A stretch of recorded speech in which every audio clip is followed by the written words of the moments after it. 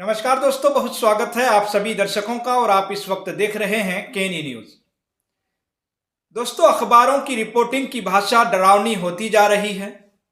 वह एक पक्ष को हमलावर लिखने लग जाता है तो वहीं दूसरे पक्ष का हौसला बढ़ाने लग जाता है। अखबार भी धर्म की रक्षा के नाम पर राजनीति के इस लंबे प्रोजेक्ट में शामिल हो चुके हैं। अब वैसे भी जब दिल्ली के बड़े बड़े संपादक, बड़े बड़े चैनलों के मालिक, अखबारों के मालिक झुक गए और मीडिया को गोदी मीडिया बना दिया, तो जिले का पत्रकार कितना सामना कर सकता है। दरअसल दोस्तों, इस वक्त हम बात कर रहे हैं यूपी के संभल की। जी हां दोस्तों, संभल उत्तर प्रदेश में है, बहराइच भी उसी प्रदेश में है। अब अक्टूबर के महीने में बहराइच, फिर अब नवंबर के महीने में संभल, दिसंबर, जनवरी, फरवरी, मार्च का शायद पता नहीं किस जिले में इस तरह की घटना दोहरा दी जाए। कई बार लगता है दोस्तों कि उत्तर प्रदेश को लंबे समय के लिए सांप्रदायिक माहौल में झोंकने के लिए तैयार किया जा रहा है। अब तय उत्तर प्रदेश को करना है, इसी चक्रव्यूह में रहना है या फिर इस चक्रव्यूह से निकलना भी है। इस तरह की घटनाएं उत्तर प्रदेश के बारे में क्या कह रही है? क्या उत्तर प्रदेश कभी इस पर सोचता है? क्या इस पर कभी विचार करता है? अब दोस्तों, आखिर जब संभल में पहली बार सर्वे शांतिपूर्ण तरीके से हो गया तो दूसरी बार सर्वे कराने के आदेश क्यों दिए गए? तब हिंसा क्यों भड़की और क्यों दोबारा सर्वे के आदेश दिए गए? क्या सुप्रीम कोर्ट को नहीं देखना चाहिए कि जिस दिन याचिका दायर हुई उसी दिन आदेश क्यों हुआ? कई लोग इसे लेकर सवाल उठा रहे हैं। मीडिया रिपोर्ट के अनुसार 19 नवंबर 2024 को स्थानीय कोर्ट में एक याचिका दायर होती है। उसमें लिखा जाता है कि 1526 में मंदिर ढहाकर यहां मस्जिद खड़ी की गई। 8 लोगों ने याचिका दायर की और इसमें ज्ञानवापी मामले में वकील हरिशंकर जैन भी शामिल थे। दावा किया गया कि कल्कि भगवान के सदियों पुराने श्री हरिहर मंदिर का जबरन इस्तेमाल किया जा रहा है और ये ऐतिहासिक तथ्य है। इस तरह की बातें कही गई हैं कि कलयुग में कल्कि भगवान यही अवतारित होने वाले, यही याचिका में लिखी हुई है। यह भी मांग की गई है कि याचिकाकर्ताओं को मस्जिद के अंदर प्रवेश करने की अनुमति मिले। चंदोसी की जामा मस्जिद ASI की संरक्षित इमारतों की सूची में है।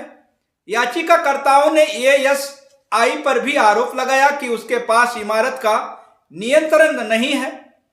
इस याचिका के दर्ज होने के कुछ ही घंटे भीतर चंदोसी में सीनियर डिवीजन के सिविल जज आदित्य सिंह ने आदेश जारी कर दिया।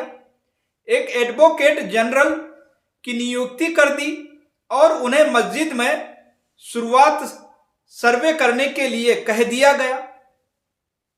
दोस्तों, इस वीडियो में हम संभल में हुई हिंसा के उन पहलुओं पर बात कर रहे हैं जो मेन स्ट्रीम मीडिया ने ना आपको बताया है और ना ही बताएगी। तो सबसे पहले दोस्तों एक वीडियो और देखिए।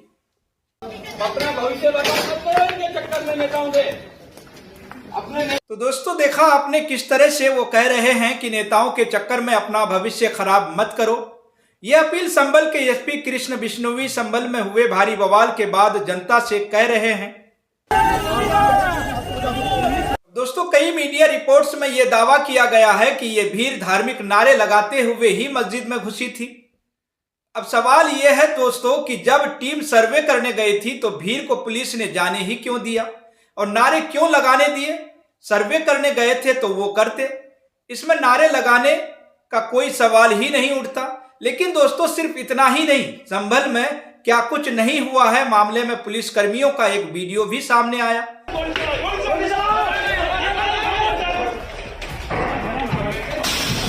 गोली चलाओ। अब वो ये रवैया, ये भाषा है उत्तर प्रदेश पुलिस की, जहां भीड़ को समझाने की बजाय गोली चलाने के लिए कहा जा रहा है। दोस्तों, पुलिस के पास आंसू गैस की गोली छोड़ने का भी ऑप्शन रहता है, लेकिन गोली चलाने की बात यहां पर इस वीडियो में सामने आई। और जब ये वीडियो सोशल मीडिया पर दोस्तों खास तौर पर ट्विटर X पर वायरल हुआ तो उसके बाद कमिश्नर आंजनेय सिंह का भी एक बयान सामने आया। हमारे यहाँ हाथ में आप देखें कि पुलिस के टीयर गैस और जो प्लास्टिक के बुलेट है जो भगाने के लिए अनुमन्य है, उसी के तहत कार्रवाई। तो दोस्तों सुना आपने, कमिश्नर का कहना है कि प्लास्टिक की गोली चलाई गई है टीयर गैस के साथ। लेकिन दोस्तों संभल के हिंसा में 4 लोगों की मौत की भी बात सामने आई है। कुछ मीडिया रिपोर्ट्स 5 लोगों की भी मौत का दावा कर रही है। अगर पुलिस ने प्लास्टिक की गोली चलाई तो लोगों की मौत कैसे हुई, इस बात का जवाब पुलिस ने नहीं दिया है। इस बात पर पुलिस और खास तौर पर दोस्तों प्रशासन चुप्पी साधे हुए हैं। दोस्तों इसके अलावा भी कई तरह की बातें सामने आ रही हैं, कई तरह के वीडियो सामने आ रहे हैं। और इस मामले पर जो सबसे बड़ा आरोप है, इस मामले का जो सबसे बड़ा खुलासा है वो अखिलेश यादव ने किया है। तो अखिलेश यादव ने क्या कुछ कहा, जरा सुनिए। और गंभीर घटना हुई है जिसके बारे में आपको जानकारी होगी। संभल सर्वे हो चुका था, चुनाव के चर्चा न हो पाए, हमारी आपकी प्रेस गड़बड़ा जाए, इसलिए जानबूझ करके सुबह सर्वे की टीम भेजी। अब दोस्तों इसके अलावा भी समाजवादी पार्टी के प्रमुख अखिलेश यादव ने सरकार पर कई गंभीर आरोप लगाए। उन्होंने क्या कुछ कहा, जरा सुनिए। आखिरकार जब सर्वे हो चुका था मस्जिद का, तो दोबारा सर्वे क्यों करा रही सरकार, और वो भी सुबह और बिना तैयारी के। कानूनी और कोर्ट के जो प्रोसीजर उसमें मैं नहीं जाना चाहता हूँ कि दूसरे पक्ष की सुनवाई ही नहीं है।